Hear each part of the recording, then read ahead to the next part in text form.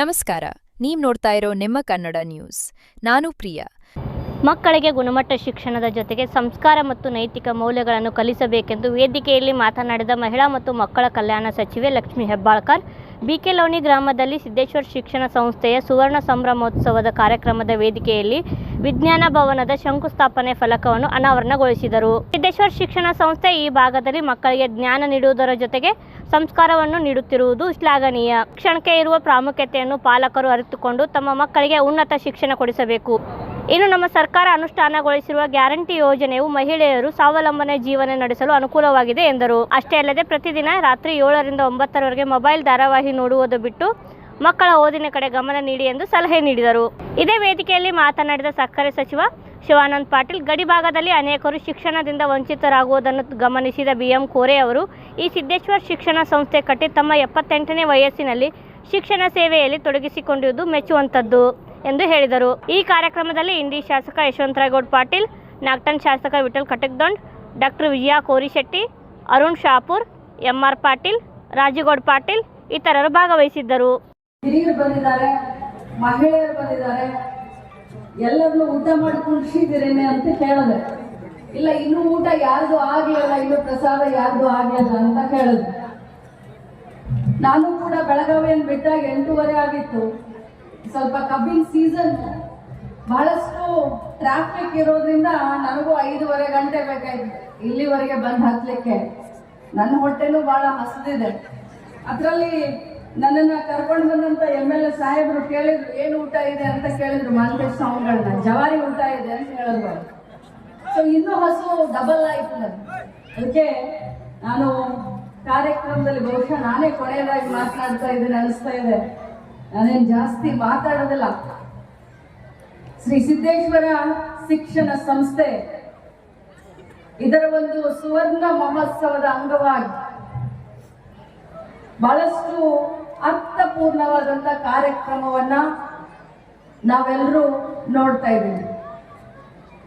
ಈ ಭಾಗದ ಶಾಸಕರು ಸಹೋದರರು ವಿಠಲ್ ಕಟಕ್ದೊಂಡ್ ಅವರು ನನಗೆ ಬೆಂಗಳೂರಲ್ಲಿ ಕೇಳಿದ್ರು, ಹೋದ ಬಾರಿ ಒಂದು ಕಾರ್ಯಕ್ರಮಕ್ಕೆ ನಮ್ಮ ಕ್ಷೇತ್ರಕ್ಕೆ ಕರೆದಿದ್ವಿ, ತಾವು ಡೇಟ್ ಅನ್ನು ಕೊಟ್ರಿ, ಆದ್ರೆ ಬರ್ಲಿಕ್ಕೆ ಆಗ್ಲಿಲ್ಲ, ಈ ಬಾರಿ ನೀವು ಬರಲೇಬೇಕು ಅಂತ ಹಿರಿಯರು ಬಹಳಷ್ಟು ನನಗೆ ಕೇಳಿದಾಗ ನನಗೆ ಅವಾಗ ಕಲ್ಪನೆ ಇರಲಿಲ್ಲ. ತಮಗೆಲ್ಲರಿಗೂ ಹೇಳಲಿಕ್ಕೆ ಬಯಸ್ತೇನೆ, ಈ 50 ವರ್ಷದ ಸುವರ್ಣ ಸಂಭ್ರಮ, ಅರ್ಥಪೂರ್ಣವಾದಂತ ಅಭಿಮಾನದ ಈ ಕಾರ್ಯಕ್ರಮ ಇದೆ ಅಂತ ನನ್ನ ಕಲ್ಪನೆ ಇರಲಿಲ್ಲ.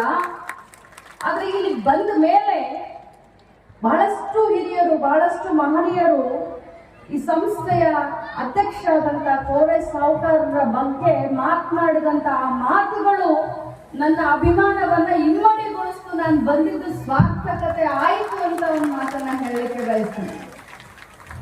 ಕಾರ್ಯಕ್ರಮದಲ್ಲಿ ಈಗ ತಾನೇ ಬಹಳಷ್ಟು ಅರ್ಥಪೂರ್ಣವಾಗಿ ಮಾತನಾಡಿದಂತ ನಮ್ಮ ಪಕ್ಷದ ಹಿರಿಯ ನಾಯಕರು, ಸಚಿವರಾದಂತ ಶಿವಾನಂದ ಪಾಟೀಲ್ ಜಿ ಅವರೇ,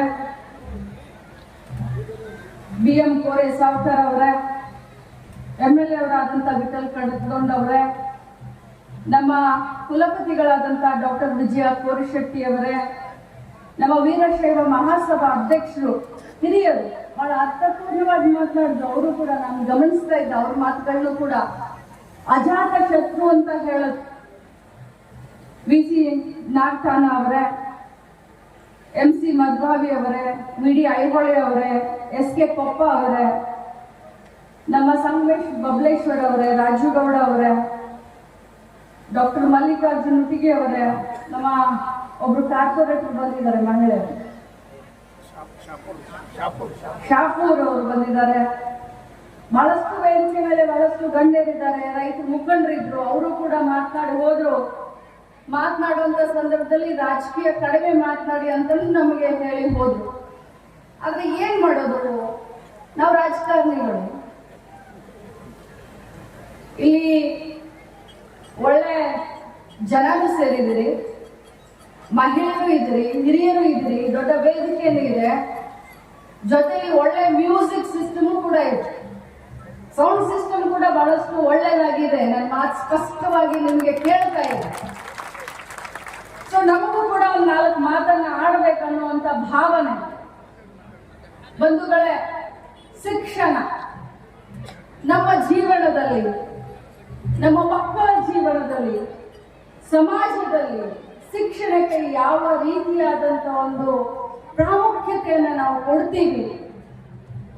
ಒಬ್ಬ ಬಡವರು ಇರ್ಲಿ ಅಥವಾ ಒಬ್ಬ ರಾಷ್ಟ್ರಪತಿ ಇರ್ಲಿ, ಒಬ್ಬ ಪ್ರಧಾನಮಂತ್ರಿ ಇರ್ಲಿ, ಒಬ್ಬ ಕೂಲಿಕಾರ ಇರ್ಲಿ, ತಮ್ಮ ಮಕ್ಕಳಿಗೆ ಅತ್ಯಂತ ಉನ್ನತ, ಉತ್ಕೃಷ್ಟ, ಉತ್ತಮ ಶಿಕ್ಷಣವನ್ನ ಕೊಡಗಿಸ್ಬೇಕು ಅನ್ನೋದು ಎಲ್ಲರ ಪ್ರಾಮಾಣಿಕವಾದಂತ ಆಸೆ ಇರುತ್ತೆ, ಕನಸಿರುತ್ತೆ. ನಾನು ಕೋರೆ ಸಾವುಕಾರ ಅವ್ರನ್ನ ಕೇಳಿದೆ, ನೀವು 50 ವರ್ಷದ ಹಿಂದೆ ಈ ಸಂಸ್ಥೆಯನ್ನ ಕಟ್ಟಿದಂತ ಸಂದರ್ಭದಲ್ಲಿ ನಿಮ್ಗೆ ವಯಸ್ಸು ಎಷ್ಟಿತ್ತು ಅಂತ ಕೇಳಿದೆ. 27 ವರ್ಷ. ಈಗಿನ 27 ವರ್ಷದ ನಮ್ಮ ಯುವಕರು ಬಹಳಷ್ಟು ಜನ ಇದ್ದಾರೆ, ಯುವಕರು ಇದ್ದಾರೆ, ಯುವತಿಯರಿದ್ದಾರೆ. ನಾನು ತಿಳ್ಕೊಂಡ್ಕೊಳ್ಳ 27 ವಯಸ್ಸಿಗೆ ಒಂದು ಶಿಕ್ಷಣ ಸಂಸ್ಥೆಯನ್ನ ತನ್ನ ಗ್ರಾಮದಲ್ಲಿ ಮಾಡ್ಬೇಕನ್ನುವಂತ ಬಯಕೆ ಇವ್ರಿಗೆ ಬಂದಿದೆಯಲ್ಲ, ಆ ಬಯಕೆ ಇಲ್ಲಿ ಸೇರಿದಂತ, ಬರೀ ಇಲ್ಲಿ ಸೇರಿದಂತ 27 ವಯಸ್ಸಿನ ಮಕ್ಕಳಿಗೆ ಕೇಳಲಿಕ್ಕೆ ಬಯಸ್ತಾರೆ. ಯಾರಾದ್ರೂ ಒಬ್ರು ಕೈ ಎತ್ತಿ ನೋಡೋಣ. ಅದು ಯಾವ ಸಂದರ್ಭದಲ್ಲಿ? ಆಗ ತಾನೇ ನಮ್ಮ ದೇಶಕ್ಕೆ ಸ್ವತಂತ್ರ ಸಿಕ್ಕಿತ್ತು. ಒಂದು 27-28 ವರ್ಷ ಆಗಿದೆ. ಯುವಕರು ಶಿಕ್ಷಣವನ್ನ ಕಟ್ಟಬೇಕು, ಶಿಕ್ಷಣವನ್ನ ಬೆಳೆಸಬೇಕು. ಇನ್ನೂ ಒಂದು ಮಾತನ್ನ ಬಹಳಷ್ಟು ಚೆನ್ನಾಗಿ ಹೇಳಿದ್ರು, ತಮ್ಗೆಲ್ಲರಿಗೂ ಗೊತ್ತಿರುತ್ತೆ. ನಾನು ಕೇಳಿದೆ, ಪ್ರೇರಣೆ ಏನು ನಿಮ್ಗೆ ಶಿಕ್ಷಣ ಸಂಸ್ಥೆಯನ್ನ ಕಟ್ಟಬೇಕನ್ನೋದು ಪ್ರೇರಣೆ ಏನು? ಈಗ ನಮಗೆ ರಾಜಕಾರಣಕ್ಕೆ ಬರ್ಬೇಕಾದ್ರೆ ನಮಗೇನು ಪ್ರೇರಣೆ ಅನ್ನೋದು ನಮ್ಗೆ ಗೊತ್ತಿರುತ್ತೆ. ಅವಾಗ ಅವ್ರು ಹೇಳಿದ್ರು, ನಾನು ಹೈಸ್ಕೂಲ್ ಓದ್ತಾ ಇರ್ಬೇಕಾದಂತ ಸಂದರ್ಭದಲ್ಲಿ ನಮ್ಮ ಸ್ಕೂಲ್ನಲ್ಲಿ ನಿಬಂಧ ಸ್ಪರ್ಧೆ ಇತ್ತು. ಆ ನಿಬಂಧ ಸ್ಪರ್ಧೆಯಲ್ಲಿ ನಾಳೆ ನೀನು ಭವಿಷ್ಯದಲ್ಲಿ ಶಿಕ್ಷಣ ಮಂತ್ರಿ ಆದ್ರೆ ನೀನ್ ಏನ್ ಮಾಡ್ತೀಯ ಅನ್ನೋದನ್ನ ಕೇಳಿದ್ರು. ಆ ವಿಚಾರವಾಗಿ ನಾನು ನಿಬಂಧ ಬರಿಬೇಕಾದ್ರೆ, ನಾನು ಶಿಕ್ಷಣ ಮಂತ್ರಿ ಆದ್ರೆ ಮಹಿಳೆಯರಿಗೆ ಉಚಿತ ಶಿಕ್ಷಣ ಕೊಡ್ತೀನಿ ಅಂತ ಬರೆದಿದ್ದೆ. ಹೈಸ್ಕೂಲ್ ಹೋಗುವಂತ ಸಂದರ್ಭದಲ್ಲಿ ಬೆಳೆಯುವ ಸಿರಿ ಮೊಳಕೆಯಲ್ಲಿ ನೋಡು ಅಂತ ಹೇಳ್ತಾರೆ. ಎಂತ ಪ್ರಾಮಾಣಿಕವಾದಂತ ಬದ್ಧತೆ, ಕಾಳಜಿ, ಸಾಮಾಜಿಕವಾದಂತ. ನಿಜವಾಗ್ಲೂ ಇವತ್ತು ಶಿವಾನಂದ ಪಾಟೀಲ್ ಅವರು ಮಾತನಾಡೋದ್ರಲ್ಲಿ 2 ಮಾತಿಲ್ಲ. ನಾನು ಒಪ್ತೀನಿ ಅವ್ರ ಮಾತನ್ನ. ಇಂಥವ್ರು ನಿಜವಾಗ್ಲೂ ಸಾಮಾಜಿಕ ಕಾಳಜಿ, ಸಾಮಾಜಿಕ ಬದ್ಧತೆ ಇದ್ದಂಥವ್ರು ರಾಜಕಾರಣದಲ್ಲಿ ಉನ್ನತವಾದಂತ ಸ್ಥಾನಕ್ಕೆ ಬರಬೇಕಾಗಿತ್ತು ಅಂತ ನಾನು ಕೂಡ ಇವತ್ತು ಬಯಸ್ತೀನಿ. ಆದ್ರೆ ಯಾವ ರೀತಿ ಇರುತ್ತೆ ರಾಜಕಾರಣ ಅನ್ನೋದು ತಮಗೂ ಗೊತ್ತು. ನಾನೊಬ್ಬ ಮಹಿಳೆ ಬಿಡಿ, ಇವತ್ತು ಇಡೀ ರಾಜ್ಯದಲ್ಲಿ ನಮ್ಮ ಪಕ್ಷದ ಹಿರಿಯರ ಒಂದು ಆಶೀರ್ವಾದ, ಎಲ್ಲ ಇಲ್ಲಿ ಕುಳಿತಂತ ಗುರು ಹಿರಿಯರ ಒಂದು ಆಶೀರ್ವಾದ, ಮಹಿಳೆಯರ ಆಶೀರ್ವಾದದಿಂದ ಇವತ್ತು ಕರ್ನಾಟಕ ರಾಜ್ಯದಲ್ಲಿ ನಮ್ಮ ಸರ್ಕಾರ ಕೆಲಸ ಮಾಡ್ತಾ ಇದೆ. ಪ್ರಾಮಾಣಿಕವಾಗಿ ಕೋರೆ ಸಾವುಕಾರರ ಆಸೆಯ ಹಾಗೆ ಮಹಿಳೆಯರಿಗೆ ಸ್ವಾವಲಂಬನೆ ಜೀವನ ಕೊಡ್ಲಿಕ್ಕೆ ಗ್ಯಾರಂಟಿ ಯೋಜನೆಯನ್ನ ನಾವು ಕೊಡ್ತಾ ಇದ್ದೀವಿ. ಇದು ಶಿಕ್ಷಣ, ವಿದ್ಯೆಗೆ ವಿನಯ ಭೂಷಣ ಅಂತ ಹೇಳ್ತಾರೆ. ನಾವು ಪ್ರತಿಯೊಬ್ಬರು ಕನಸು ಕಂಡೋದನ್ನ ನಾನು ತಮಗೆ ಆಗ್ಲೇ ಹೇಳಿದೆ. ಪ್ರಾಮಾಣಿಕವಾಗಿ ತಂದೆ ತಾಯಿ ಕಂಡಂತ ಕನಸನ್ನ ಈಡೇರಿಸುವುದು ಕೂಡ ಇವತ್ತಿನ ಮಕ್ಕಳ ಜವಾಬ್ದಾರಿ ಅಂತ ಹೇಳಲಿಕ್ಕೆ ಬಯಸ್ತೇನೆ. ಜೊತೆಯಲ್ಲಿ ನಾನು ನನ್ನ ಇಲಾಖೆ ಮಂತ್ರಿ ಆದ್ಮೇಲೆ ಪ್ರಾಯೋಗಿಕವಾಗಿ ಬಹಳ ದೊಡ್ಡ ಕೆಲಸ ಮಾಡಲಿಕ್ಕೆ ಹೊರಟಿದ್ರು ಈ ಮಕ್ಕಳ ಭವಿಷ್ಯಕ್ಕೋಸ್ಕರ. ಯಾಕಂತಂದ್ರೆ ನಾನು ಮಹಿಳೆಯರ ಮಂತ್ರಿನೂ ಹೌದು, ಹಿರಿಯರ ಮಂತ್ರಿನೂ ಹೌದು, ವಿಕಲಚೇತನರ ಮಂತ್ರಿನೂ ಹೌದು, ಅದೆಲ್ಲದಕ್ಕಿಂತ ಮುಖ್ಯವಾಗಿ ಮಕ್ಕಳ ಮಂತ್ರಿ ಕೂಡ ಹೌದು. ನನ್ನ ಮಕ್ಕಳ ಭವಿಷ್ಯಕ್ಕೋಸ್ಕರ ಬಹಳ ದೊಡ್ಡ ಒಂದು ಹೆಜ್ಜೆಯನ್ನೇ ಇಡ್ಲಿಕ್ಕೆ ಹೊರಟಿದ್ದೇನೆ. ಅದಕ್ಕೆ ತಮ್ಮೆಲ್ಲರ ಸಹಕಾರ ನನಗೆ ಬೇಕು ಅಂತ ಕೇಳ್ತೇನೆ. ಏನಪ್ಪ ಅದು ಅಂತಂದ್ರೆ, ಪ್ರಾಯೋಗಿಕವಾಗಿ ನನ್ನ ಕ್ಷೇತ್ರದಲ್ಲಿ ಡಿಜಿಟಲ್ ಡಿಟಾಕ್ಸ್ ಅಂದ್ರೆ 7 ಗಂಟೆಯಿಂದ ಸಾಯಂಕಾಲ 7 ಗಂಟೆಯಿಂದ 9 ಗಂಟೆವರೆಗೆ ನಾವೆಲ್ಲರೂ ಕೂಡ ಸ್ವಯಂ ಪ್ರಾಮಾಣಿಕವಾಗಿ 7ರಿಂದ 9 ಗಂಟೆವರೆಗೆ, ಅದು ಮಹಿಳೆಯರು ಇರ್ಬೋದು, ಪುರುಷ ಇರ್ಬೋದು, ಟಿವಿ ನೋಡ್ಕೊಳ್ಳು. ಮೊದಲೇ ನಾವು ನಮಗೆ ಗೆರೆಯನ್ನು ಹಾಕೊಳ್ಳೋಣ, ನಾವು ನಮಗೆ ಲಕ್ಷ್ಮಣ ಗೆರೆಯನ್ನು ಹಾಕೊಳ್ಳೋಣ. ಯಾಕಂದ್ರೆ ಇವತ್ತಿನ ನಮ್ಮ ಮಕ್ಕಳು ನಮ್ಮ ಲೋಣಿ ಊರಿನ ಭವಿಷ್ಯ ಅಷ್ಟೇ ಅಲ್ಲ, ಪ್ರಾಮಾಣಿಕವಾಗಿ ಹೇಳಬೇಕು ಅಂದ್ರೆ ಬಿಜಾಪುರ ಜಿಲ್ಲೆಯ ಭವಿಷ್ಯ, ಈ ರಾಜ್ಯದ ಭವಿಷ್ಯ, ಈ ದೇಶದ ಭವಿಷ್ಯ, ಸಮಾಜದ ಭವಿಷ್ಯ. ನಮ್ಮ ಮಕ್ಕಳು ನಮ್ಮ ಆಸ್ತಿ, ನಮ್ಮ ಮಕ್ಕಳ ಭವಿಷ್ಯವನ್ನ ನಾವು ರೂಪಿಸ್ಲಿಲ್ಲ ಅಂತಂದ್ರೆ, ನಾವು ತ್ಯಾಗವನ್ನ ಮಾಡ್ಲಿಲ್ಲ ಅಂತಂದ್ರೆ ಬೇರೆಯವರು ಯಾರು ಬಂದು ತ್ಯಾಗ ಮಾಡ್ಲಿಕ್ಕೆ ಸಾಧ್ಯ ಇಲ್ಲ. ಅದಕ್ಕೆ ಮಕ್ಕಳ ಮಂತ್ರಿಯಾಗಿ ಒಬ್ಬ ತಾಯಿಯಾಗಿ ನಾನು ಪ್ರಾಮಾಣಿಕವಾದಂತ ಪ್ರಯತ್ನ ಮಾಡ್ತಾ ಇದ್ದೀನಿ. ನಿಮಗೂ ಕೂಡ ಹೇಳ್ತೀನಿ, ತಾವು 7 ಗಂಟೆಯಿಂದ ರಾತ್ರಿ 9 ಗಂಟೆವರೆಗೆ ಯಾವ ಗಂಡಸರು ಮೊಬೈಲ್ ಅನ್ನ ಆನ್ ಮಾಡಕ್ ಹೋಗ್ಬೇಡಿ, ಹೆಂಗಸರು ಟಿವಿಯನ್ನ ಆನ್ ಮಾಡಕ್ ಹೋಗ್ಬೇಡಿ. ಮಕ್ಕಳಿಗೆ ಒಂದು ಶಿಸ್ತುಬದ್ಧವಾದಂತ ಒಂದು ಜೀವನದ ಶೈಲಿಯನ್ನ ನಾವೆಲ್ಲರೂ ಹಾಕಿ ಕೊಡೋಣ. ಅವರು ಎಷ್ಟು ಗಂಟೆ ಬೇರೆ ಕಾಲದಲ್ಲಿ ಏನೇನ್ ಮಾಡ್ತಾರೆ, ಆಟ ಮಾಡ್ತಾರೆ, ಅದು ಬೇಡ. ಬಟ್ ಕಂಪಲ್ಸರಿ 7 ರಿಂದ 9 ಗಂಟೆವರೆಗೂ ಈ ಡಿಜಿಟಲೀಕರಣ ಅಂತ ಏನಿದೆಯಲ್ಲ, ಇದನ್ನೆಲ್ಲ ಪಕ್ಕಕ್ಕಿಟ್ಟು ನಮ್ಮ ಮಕ್ಕಳಿಗೆ ವಿದ್ಯಾಭ್ಯಾಸವನ್ನ ಮಾಡಿಕೊಡಿಸ್ಲಿಕ್ಕೆ ತಾವೆಲ್ಲರೂ ಮುಂದಾಗಬೇಕು. ಇಲ್ಲಿ ಇರುವಂತ ಯಾರಾದ್ರೂ ಗ್ರಾಮ ಪಂಚಾಯಿತಿಯ ಸದಸ್ಯರಿದ್ರೆ, ಅಥವಾ ಇಲ್ಲಿ ಇರುವಂತ ನಮ್ಮ ಡಿಡಿಗಳು, ನಮ್ಮ CDPಗಳು, ಯಾಕಂದ್ರೆ ಈಗ ಸರ್ಕ್ಯುಲರ್ ಹಾಕ್ತಾ ಇದ್ದೀವಿ, ನಾವು ಗ್ರಾಮ ಪಂಚಾಯಿತಿಯ ಮುಖಾಂತರ ಮನೆ ಮನೆಗೆ ಜಾಗೃತಿಯನ್ನ ಮೂಡಿಸುವಂತ ಕೆಲಸ ಇದನ್ನ ನಾವು ಮಾಡ್ತಾ ಇದ್ದೀವಿ ಅತ್ಯಂತ ಹತ್ತಿರದಲ್ಲಿ. ಬಂಧುಗಳೇ, ಶಿಕ್ಷಣಕ್ಕೆ ಬಹಳಷ್ಟು ಮರ್ಯಾದೆ ಇದೆ. ಇವತ್ತು ಯಾರು ವಿದ್ಯಾವಂತರಿದ್ದಾರೆ ಅವರಿಗೆ ಜನ ಬಹಳಷ್ಟು ಮರ್ಯಾದೆಯನ್ನ ಕೊಡ್ತಾರೆ. ಎಲ್ಲಿ ವಿದ್ಯೆ ಇದೆಯೋ ಅಲ್ಲಿ ಖಂಡಿತವಾಗ್ಲೂ ಲಾಭನೂ ಇದೆ, ಕೀರ್ತಿನೂ ಇದೆ. ವಿದ್ಯೆ ಎಲ್ಲಿ ಇರುತ್ತೋ ಅದು ತಾನಾಗಿನೇ ಲಾಭ ಮತ್ತು ಕೀರ್ತಿ ಅವರ ಹುಡುಕೊಂಡು ಬರುತ್ತೆ.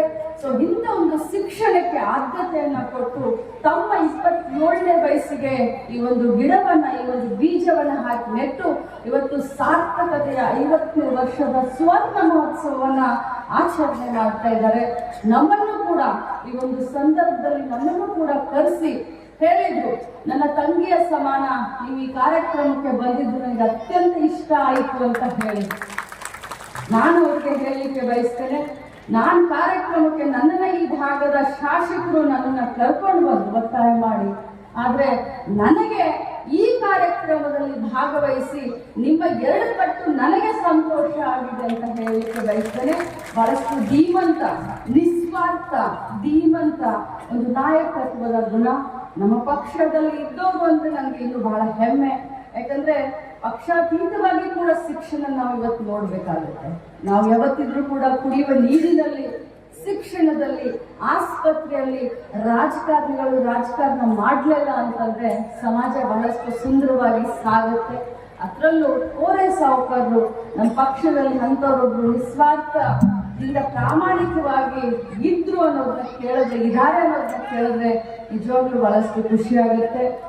ಈ ಒಂದು 50 ವರ್ಷದ ಪಯಣದಲ್ಲಿ ಅವರ ಜೊತೆ ಈ ಶಿಕ್ಷಣ ಸಂಸ್ಥೆಯನ್ನ ಬೆಳೆಸಲಿಕ್ಕೆ ಅವರ ಸಂಘಟಿತರು ಬಹಳಷ್ಟು ಜನ ಕೈ ಜೋಡಿಸಿದ್ದಾರೆ. ಅವರನ್ನು ಕೂಡ ಈ ಸಂದರ್ಭದಲ್ಲಿ ನಾನು ಪ್ರಾಮಾಣಿಕವಾಗಿ ಅವರನ್ನು ಕೂಡ ನೆನೆಸ್ತೀನಿ. ಜೊತೆಯಲ್ಲಿ ಅವರ ಕುಟುಂಬದ ಎಲ್ಲ ಸದಸ್ಯರಿಗೆ ನಾನು ಭೇಟಿಯಾದೆ. ಅವರ ಧರ್ಮಪತ್ನಿಯವರಿಗೆ, ಅವರ ಮಗಳಿಗೆ ಕೂಡ ನಾನು, ಅವರ ಮಗನಿಗೂ ಕೂಡ ನಾನು ಭೇಟಿಯಾದೆ. ಬಹಳಷ್ಟು ಸಂತೋಷ ಅನಿಸ್ತು ನನಗೆ. ಇನ್ನೂ ಈ ಒಂದು ಶಿಕ್ಷಣ ಸಂಸ್ಥೆ ಶತಮಾನೋತ್ಸವದ ಮುಂದಿನ ದಾಪು ಹೆಜ್ಜೆ ಇಡ್ಲಿ ಅಂತ ಕೇಳ್ತಾ ಬಹಳಷ್ಟು ಮಹಿಳೆ ಬಂದಿದ್ದೀರಿ. ನಾನು ನಮ್ಮ ಮಾಂತಿ ಸ್ವಾಮಿಗಳು ಹೇಳಿದ್ರು, ನೀವು ಮಾತನಾಡಿ ಆಮೇಲೆ ಶಿವಾನಂದ ಪಡಲ್ ಸಾಹೇಬ್ ಮಾತನಾಡ್ತಾರೆ ಅಂತ. ನಾನೇನು ರಿಕ್ವೆಸ್ಟ್ ಮಾಡ್ತೇನೆ ಅಂದ್ರೆ, ಶಿವಾನಂದ ಪಡಲ್ ಸಾಹೇಬ್ ಮಾತಾಡ್ಸ್ಬಿಡಿ, ಆಮೇಲೆ ನಾನು ಮಾತಾಡ್ತೀನಿ. ಯಾಕಂದ್ರೆ ನಮ್ಮ ಹೆಣ್ಮಕ್ಳಿಗೆ ಹಸಿವಾಗಿದೆ, ನನ್ನ ಮಾತು ಕೇಳ್ತಾರೆ ಹೋಗ್ಬಿಡ್ತಾರೆ. ಅವಾಗ ಗಂಡಸರು ಹೇಳ್ತಾರೆ, ನೋಡಿ ಹೆಂಗೆ ಅವರು ನಮ್ಮ ಮಾತು ಕೇಳೋಕೆ ನಿಂತ್ಕೊಳ್ಳಲ್ಲ ಅಂತ. ಸೊ ಅದಕ್ಕೆ ಅವ್ರ ಎದುರುಗಡೆ ನಾನು ಬಯಸ್ಕೊಳ್ಳೋದು ಬೇಡ, ಮೊದಲು ಅವ್ರ ಮಾತು ಮುಗಿಸ್ಲಿ ಅಂತ ಹೇಳಿದೆ. ಇವತ್ತು ತಾವೆಲ್ಲ ಬಹುಶಃ ಅನ್ಕೊಂಡಿದ್ದೀನಿ, 24ನೇ ಕಂತನ್ನ ಹಾಕಿದ್ದೀನಿ.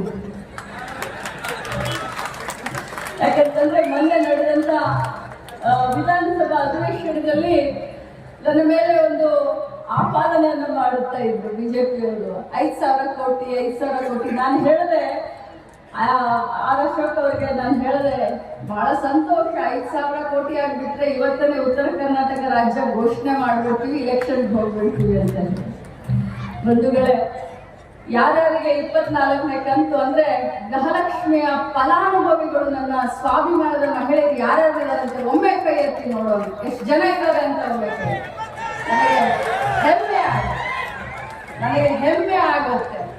ಯಾಕೆ ಅಂತಂದ್ರೆ ಈ ಬೆಲೆ ಏರಿಕೆಯ ಸಂದರ್ಭದಲ್ಲಿ ಏನಾದ್ರೂ ಒಂದು ಮಹಿಳೆಯರಿಗೆ ಮಾಡಬೇಕನ್ನುವಂತ ಉದ್ದೇಶದಿಂದ ಈ ಒಂದು ಗೃಹಲಕ್ಷ್ಮಿಯ ಕಾರ್ಯಕ್ರಮವನ್ನ ತೆಗೆದುಕೊಂಡು ಬಂದ್ವಿ.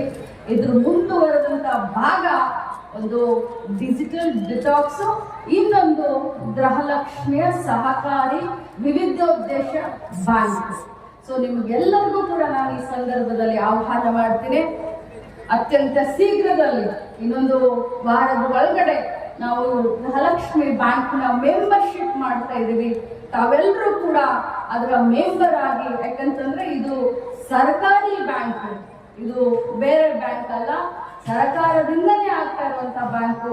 ಅದಕ್ಕೋಸ್ಕರ ತಾವೆಲ್ಲರೂ ಮೆಂಬರ್ ಆಗಿ ಮತ್ತು ಮುಂದುವರೆದಂತ ಭಾಗ ನಮ್ಮ ವೈಯಕ್ತಿಕ ಏಳ್ಗೆಗೆ ಈ ಬ್ಯಾಂಕ್ನ ಸಹಕಾರ ಪಡೀರಿ ಅಂತ ಕೇಳ್ಕೊಂಡು, ಇನ್ನೊಮ್ಮೆ ಆಯೋಜಕರು ಬಹಳ ಅರ್ಥಪೂರ್ಣವಾದಂಥ ಕಾರ್ಯಕ್ರಮ. ನಾನು ಎಲ್ಲೂ ನೋಡ್ಲಿಲ್ಲ, 3 ಗಂಟೆ ಆದ್ರೂ ಕೂಡ ಹಿರಿಯರು. ನಾನು ಕೇಳಿದೆ, ನಮ್ಮ ಸಂಗಮೇಶ್ ಅವ್ರು ಕೇಳಿದೆ, ಎಷ್ಟೊಂದು ಹಿರಿಯರು ಬಂದಿದ್ದಾರೆ. ಬೆಳಗಾವಿಯಲ್ಲಿ ನಾನು ಬೈಲಹೊಂಗಲ ಸೌದತ್ತಿಯಲ್ಲಿ ಈ ರೀತಿ ಮುಖಗಳು ನೋಡ್ತಿಲ್ಲ ನಾನು. ಅದು ಬೆಳಗಾವಿಯಲ್ಲಿ ಅಂತಂದ್ರೆ ಒಂದು ಸ್ವಲ್ಪ ನಾವೆಲ್ಲ ಮಿಕ್ಸ್ ಇರ್ತೀವಿ.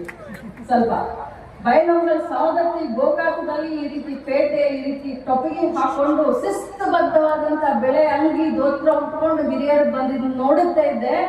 ಇಲ್ಲಿ ಅದೇ ಒಂದು ದೃಶ್ಯ ನನ್ನ ಕಣ್ಣಿಗೆ ಬೀಳ್ತಾ ಇದೆ ಅಂತ ಹೇಳಿದಾಗ ಅವರು ಹೇಳಿದ್ರು, ಕೋರೆ ಸಾವುಕಾರ ಮೇಲಿನ ಅಭಿಮಾನ ರೀ ಅಕ್ಕ ಅಂತ ಹೇಳಿ. ಬಹಳ ಖುಷಿ ಅನ್ನಿಸ್ತು ನನಗೆ. ತಮ್ಮೆಲ್ಲರೂ ಭೇಟಿಯಾಗುವಂತ ಒಂದು ಅವಕಾಶ ಕೂಡ ನನಗೆ ಈ ಭಾಗದ ಶಾಸಕರು ಮಾಡಿಕೊಟ್ಟಿದ್ದಾರೆ.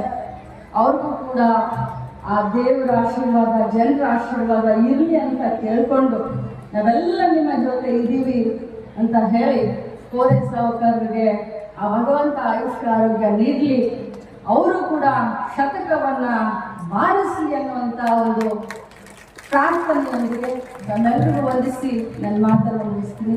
ಜೈ ಹಿಂದ್, ಜೈ ಕರ್ನಾಟಕ. ಮತ್ತಷ್ಟು ಸುದ್ದಿಗಾಗಿ ನೋಡ್ತಾ ಇರಿ ನಿಮ್ಮ ಕನ್ನಡ ನ್ಯೂಸ್. ಲೈಕ್ ಮಾಡಿ, ಸಬ್ಸ್ಕ್ರೈಬ್ ಮಾಡಿ, ಶೇರ್ ಮಾಡುವುದು ಮರೆಯಬೇಡಿ.